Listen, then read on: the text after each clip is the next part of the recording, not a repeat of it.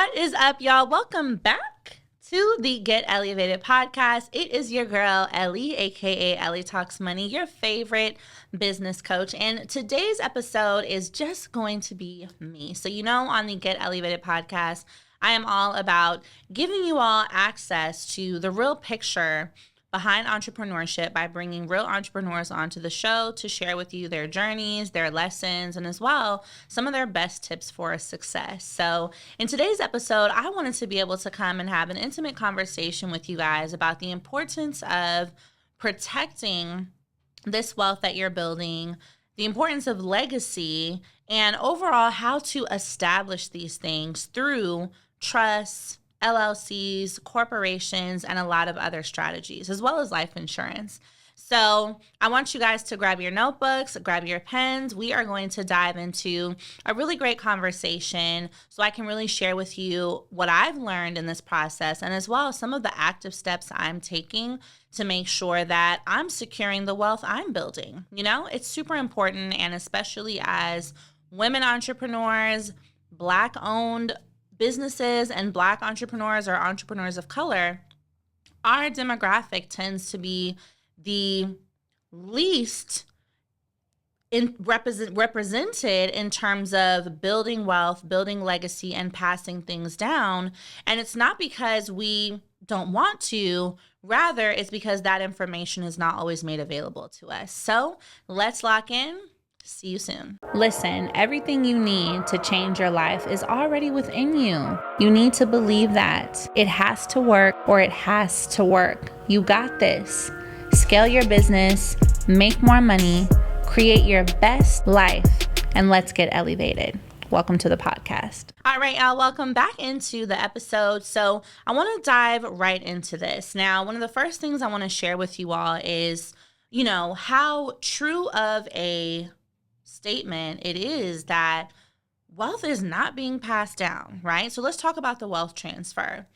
On average, 70% of any type of wealth built is lost by the second generation. 90%, over 90% is lost by the third generation. Like, that's insane, right? When we think about it. And let's talk about what wealth is. I think a lot of the times we think wealth is $1 million, $2 million, $3 million. And yes, that's wealth. But as well, let's say you buy a home. Let's say you have a life insurance policy. Let's say you end up with a 6-figure investment account when you retire, when you pass away. That's wealth too, right? And if that's being lost just in one generation and then completely lost by the next generation, it shows that there's an error, right? It's basically like us filling up a bucket of water that has holes at the bottom. Who's getting the water, right?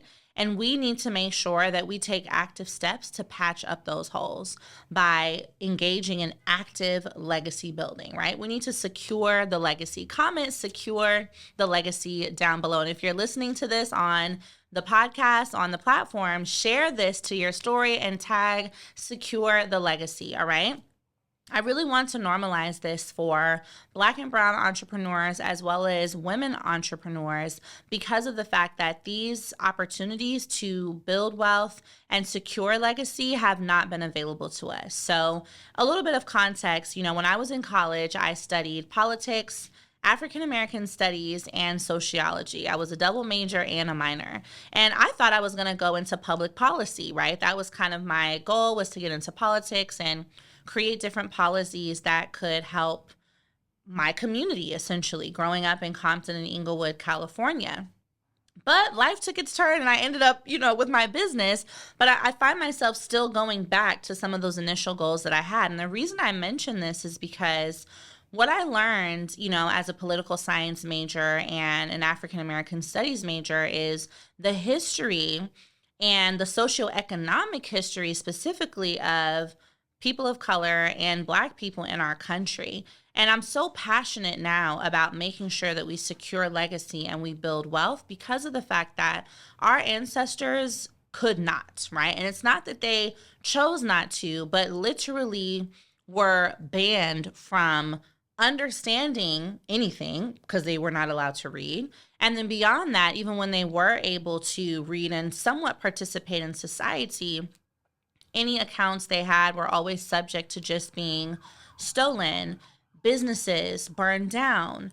We know these stories of Black Wall Street. We understand these stories of Tulsa, Oklahoma, right? Unable to participate in the activities of passing down land, passing down homes, passing down legacy, passing down businesses because of the racism and, unfortunate atrocities we had to deal with for hundreds of years. So a lot of my passion for what I do now in creating access to entrepreneurship and educating entrepreneurs on how to get the bag, but also keep the bag, and be able to secure the legacy really comes from my deep understanding in that our ancestors did not have this ability. So the best way that we can make up for all that suffering is to ensure that we do all the things they were not permitted to do. We have to make sure we take part in all of the structures that protect wealth, that build wealth in this country that we previously did not have access to. So some of these structures include having your business entity, having life insurance, being able to have investment accounts, being able to have a secure bank account, having your trust set up, being able to set up corporations, right? I want you guys to look at the concepts. These very strategies that I'm sharing with you have been made available to our counterparts in this country for hundreds of years, right? It was part of how the institution of slavery continued for so long because it was protected in the systems of this country. But we had no ability to access that same protection until now, right? Now we can also ensure that our property is passed down, that our property is protected, that our legacies are secured. So, this is a really key thing. And what I want you all to do is start thinking 5 years, 10 years, 20 years in advance, right? And a large part of the time, if we ourselves are not millionaires or multimillionaires, we think we have nothing to pass down. We think we have no legacy to leave. But I will tell you something. I wish that even before I had, made my first million and become this entrepreneur, even when I was just working a $50,000 a year job and then a $100,000 a year job, that I understood the importance of legacy at that point, right? We have to recognize that in order to collectively close the wealth gap and in order to elevate the financial circumstance of our children, their children, and the legacies to come, we have to look at wealth building as an activity that happens whether you have $100,000 or $100 million or $50,000 or $50 million, right? It is an absolute right. It is something that should be a normal part of our growth and development, as well as our financial development in society. And we should always be thinking about how are the seeds that I'm planting now going to create a tree that provides shade later, right?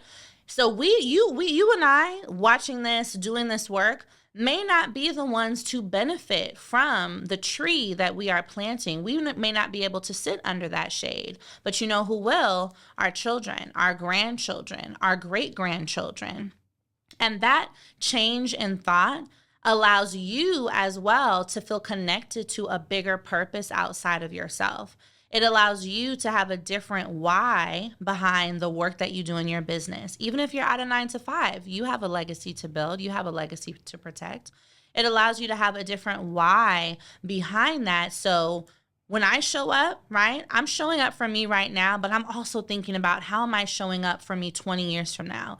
How am I showing up for my kids when they're 40 years old? How am I showing up for them when they decide to have kids? Because when you understand how to apply these strategies, which I'm going to dive into, you start recognizing how the moves you make now directly affect the moves your legacy and your family and your generation are able to make later. Okay, so I want to give you guys some context, and I don't know if you remember, but I had my Mommy to Millionaire challenge, which this was our second rendition, and it did so well. And the goal of this challenge was all focused on generational wealth and legacy. Okay, so what I wanted to do here is Mommy to Millionaire in general is a movement that I created and a community I created to celebrate and as well support mothers who want to change their circumstance and effectively become the first millionaires in their family and make their kids millionaires as well. So the community is open to dads and aunties, but of course, being that I'm a mom and I went from, being broken on EBT as a single mother at my mom's house to still a single mother, but now a 7-figure business owner, I really resonate with this mission, and it means so much to me because I know that if I could, other moms can do it too.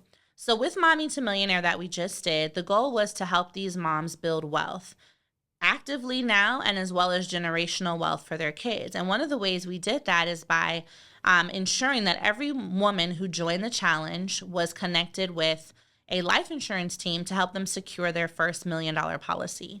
So $1 million term policy, and we had 700 women in total enroll in the challenge, and they're currently in the process of getting their policies now. So if all goes well, that will be 700 women who got a $1 million policy, which is effectively $700 million in legacy, right? That they are able to pass down to their children, their families, their partners, whatever the case might be. Another part of the challenge is we went over how to set up your trust and your estate plan, how to set up your investment accounts. As well, we covered how to build passive income and how to understand the tax code so that you can keep more of the money that you make. And what I really love about the challenge and what we did with these women is really showed them how the barrier to entry for wealth building is low, right? We have previously been conditioned to think that you can only be a wealth builder if you are wealthy. But these are moms who are some still at a 9-to-5, others who are earning maybe less than $60,000 a year, others who are just starting their business, but recognize that, hey, even starting with $100 a month in your investment account is wealth building. Having a trust, even if you currently own one property, is wealth building. Securing life insurance for yourself, for your kids, is wealth building. And being able to see their thoughts about themselves and about these actions change is really everything, right? Because a huge part of wealth building is the actual steps you're taking and the monetary side of it. But another huge part of wealth building is the information, the knowledge transfer, right? Wealth building, you cannot have one without the other. You cannot have a monetary transfer without also a knowledge transfer, right? You need to have both because you can pass a lot of money down, but if you do not pass down the knowledge of what it takes to manage that money and why that money is important, and what you can do with that money to make it grow, guess what? That's how the money is gone by the second generation, the third generation, right? So this is really key. And here's another thing about that. You can be a wealth builder. If you're passing down more knowledge than money, it's still going to work, right? Because let's say you're only able to pass down a certain amount based on your current circumstance, but you've received all the knowledge and education and have ensured that you're teaching that to your children, to your legacy. Guess what? Even if they have, let's say, $10,000 to start with, because you've educated them on business ownership, real estate, capital, business plans, passive income, they have the knowledge of how to take 10K and turn it into so much more, right? And then boom, that flips and becomes 100K or $1 million. So these two things absolutely work hand in hand. And so overall, at the end of the challenge, the goal was to help at least 100 women to secure their trust fund. And so far, we have just under 70 working on that actively right now. And this is a huge part of my goal, to just keep normalizing entrepreneurship, keep normalizing wealth building, keep normalizing the access to this type of information, so that as a community, we can elevate and close the wealth gap as well. This is a huge part of it. So let's dive into some steps you can take right now, wherever you are. Even if you're at a 9 to 5, let's say you're in your first 6 months of entrepreneurship. Maybe you're also a 10-year vet entrepreneur, but you haven't started thinking about securing your legacy. First thing that I want to make sure all of you guys understand is truly how important it is to have an LLC. And having this LLC is important whether you are a 9 to 5 employee, an entrepreneur, whatever it is. You need to have this LLC, because what I want you to realize is the most effective way to build wealth and to transfer wealth is to ensure that your assets are placed in your business or entity name and not in your name. Okay? We want to make sure that we own nothing, but we control everything. And one of the ways to do that is to ensure every asset you own, cars, homes, accounts, etc., are owned by an actual business entity. Okay? And the reason this is key is because, let's say anything can happen. Someone wants to sue you. You have some sort of debt issue come up. They can only come after what is in your name. Anything that is owned by another entity is effectively owned by something else that they cannot get to, right? These are one of the ways to ensure that your assets are protected properly, by making sure they're passed down in a business name versus in a personal name. This is key with real estate as well. Things like transferring deeds can be super challenging if it's still in the name of the individual owner and that person passes away. Very hard to make sure that that actually gets passed to the next person if there's no will, if there's no trust, right? But having that home be owned by the LLC and making sure that that person is signed on to the LLC or is a manager of the LLC effectively keeps that asset protected. I also want you guys to realize that having your business entity ensures that you are able to take advantage of more tax write-offs. You are able to build and establish credit, which will help you to gain more assets because you can leverage funding or other people's money. The second thing that I really want you all to understand is the importance of having life insurance, okay? When we're talking about building wealth and building legacy, we cannot have this conversation without also making sure that everybody has a policy, right?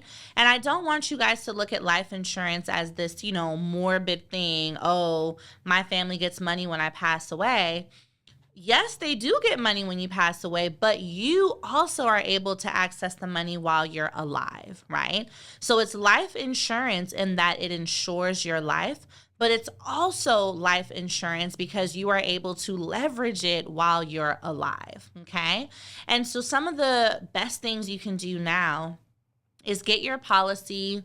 The sooner the better, right? If you're under 30, start now. If you're under 40, start now. If you're under 50, start now. If you're under 60, start now. The sooner the better in terms of getting a whole life or a permanent policy, because those are the policies that you can actually borrow against, right? Now, every policy is going to build cash value at its own rate in its own way. So you want to make sure you work with a licensed life insurance producer. I've been a producer for 6 years now, so I know a lot about it, but I want to make sure that you get in touch with a licensed producer in your state to give you the breakdown of several different types of policies and what will be best for you and your goals. But it is a non-negotiable. You must have life insurance, because what we don't want to do is do all this work, start our businesses, set up our LLCs, acquire assets, and then pass away, and there's no money there to cover us. There's our burials. There's no money there for any other expenses or debt that may need to be paid off.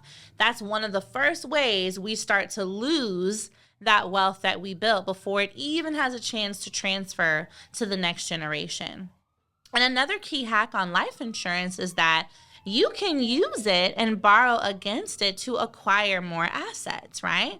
So I shared with you guys how that is so key. And not only can you do this for yourself, but getting permanent policies on your children as a wealth building strategy is key, because now you are in position to borrow from that policy as they are getting older. So let's say they want their first car. Let's say they want to start a business at 18. You have the ability to borrow from that policy to help them achieve those goals. And then once they are over 18 and you release the policy to them, they have the ability to borrow from it as well, to buy their first home, to get married, to prepare for their first child. It effectively becomes your own bank for your policy and their own bank for theirs. And why would you not want to be your own bank, you know? So the third thing I want to go over with you all is corporations. Now, this is a next step from having your LLC. And before you try to set up your own corporation, highly recommend you being connected with a lawyer. I had my lawyer file mine. While I do know so much about the subject, I am not afraid of letting people do the work who are in their zone of genius, and you should do that as well. And the reason I mention corps to you as another element of wealth building is because corporations or holding companies can essentially own the LLC. The LLC is inside, and then the LLC owns the assets, right? So this creates another layer of separation and another layer of protection from you, the individual, to the assets that you own, right? There are other benefits to corporations as well, like tax advantages, so many other things that a qualified CPA can share with you. But when we think about taking advantage of all the strategies and the systems that have already been built into our country that our ancestors never had previous access to, the ability to establish corporations, holding companies, LLCs, and etc. is definitely one of them, okay? I want you guys to realize that one of the main ways this country has been able to maintain and build wealth, and one of the main ways that wealthy individuals in this country have been able to keep wealth for the last 300 years is by the very use of some of these here strategies, right? Ensuring that you have corps that own LLCs and then LLCs that own assets, right? So the next level of this, which brings me to the fourth strategy I want to share with you, are your trusts. Now, I am so grateful that I've been able to set up my trust fund. You know, I remember the day I filled it out with my lawyer, I got so emotional and I sent a picture to my parents, and it really felt like, wow, you know, this is something I know my parents didn't have. And I know my grandparents and probably a few lines up in my ancestry didn't have, because, you know, we can trace our direct descendants to slavery in Virginia. So I know that this was something that wasn't accessible to us, but it is absolutely one of the best ways to ensure your legacy is protected. Think about when you heard the term trust fund baby, right? Where were you when you heard that? What was the context? Who taught it to you? I know for me, when I first heard about trust fund babies, it was when I was going to my predominantly white school in elementary school. And they were talking about how trust fund babies have a lot of money and how their friend or sister or cousin, you know, had just gotten access to their trust fund at 18, and there's hundreds of thousands, even millions of dollars available to them. You know, and me as this 10-year-old, 12-year-old, I'm like, hundreds of thousands? What's that? Like, you know, and it's one of those things that sticks with you, and that memory doesn't come back up until later when you're an adult and you're actually in the process of doing it, or of, again, being reintroduced to the concept. So when you have a trust, okay, let me tell you something. Having a will is not enough, right? Having a will is not enough. And the reason why that's not enough is when you have a will, your assets are still subject to going to probate. And probate is essentially court. When you pass away, your assets go to probate. Probate has to determine who gets what, and then they take a percentage of it. And much of the time, by the time the asset leaves probate, it's been devalued by over 50% in some cases.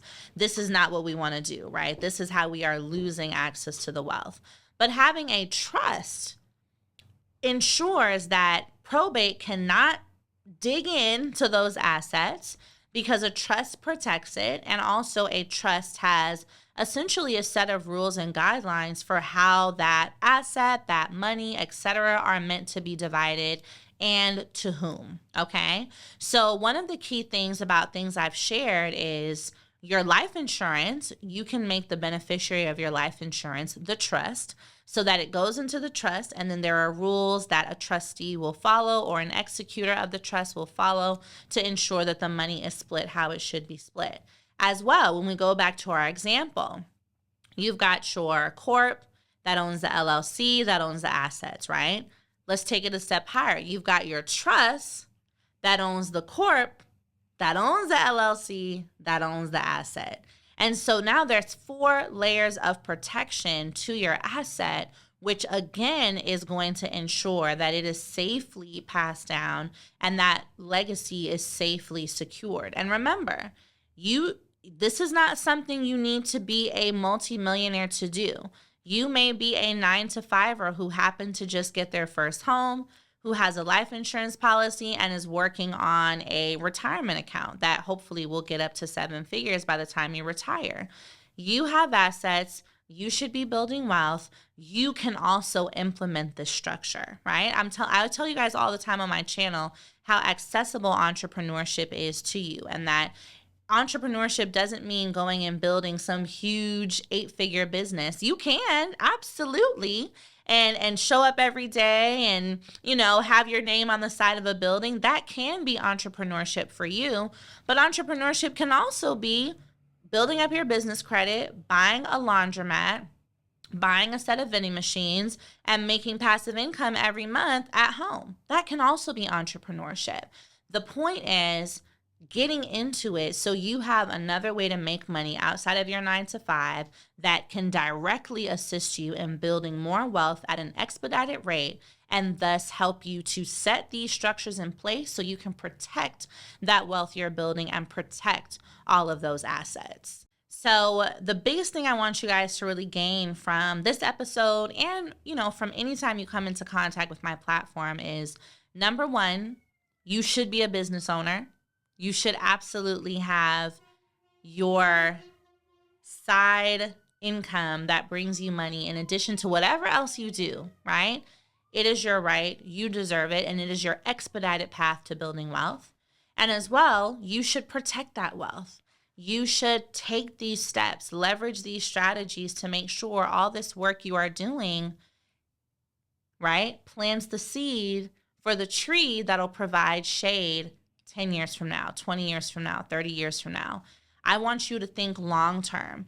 I want you to not subscribe to this microwave society that says, you need to get this fast. If you don't have this in 6 months, you're whack. You need to have X, Y, and Z much money in 2 years, right? That's all great. We like to go fast, but I want you to understand that wealth building is a marathon. Wealth building is slow, consistent, steady, and calculated. And I want you guys to move correctly, not necessarily just move fast. So I really hope you guys enjoyed this episode. Comment down below what questions you have on this, and if I should do a part 2, or if I should dive more into this in a YouTube video or in the upcoming Ask Ellie series. All right. Let me know. Always a pleasure. Can't wait to see you all. Share this episode. Please do send us an email if you would like to be on the podcast or want to recommend an entrepreneur to be on the podcast. We are definitely open to having more guests. Thank y'all, and I will see you in the next one. Bye. So if you want to be on the next episode of Get Ellievated, or if you want to be in touch with me and the team, then you can email podcast@getellievated.com or find me on Instagram and email me at hello@ellietalksmoney.com. Either way, we cannot wait to have you on the show and have you apply to be a guest for a part of the live business coaching. I'll see you guys soon.